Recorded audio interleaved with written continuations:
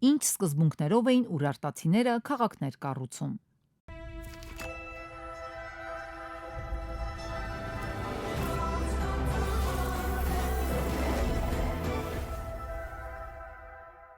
Ուրարտական պետության միապետներին բնորոշ էր ստրատեգիական մտածելակերպը։ Սովորաբար նրանք խուսափում էին անտառոտ վայրերից։ Ուրարտական քաղաք կառուցելու համար հիմնականում անհրաժեշտ էին 3 հիմնական սկզբունքներ՝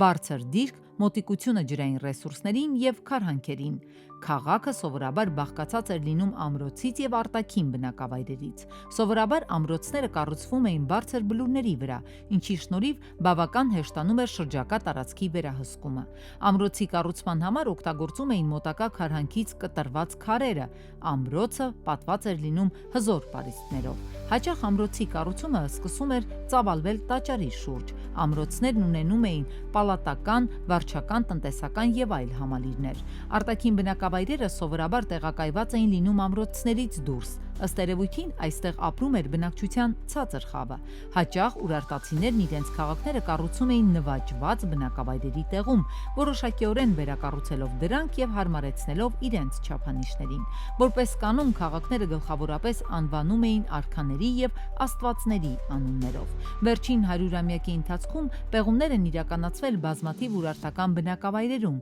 որոնցից կարելի է առանձնացնել Վանի թագավորության փառահեղ մայրաքաղաք Տուշպան, Էրեբունին, վերին և ներքին անձավները, Կարմիր բլուրը, Բաստամը, Հայկաբերդը, Թոփրակ Կալեն, Այանիսը, Ալթըն Թեփեն և այլն։ Նախագծի գլխավոր գործընկեր Ակբաբանկ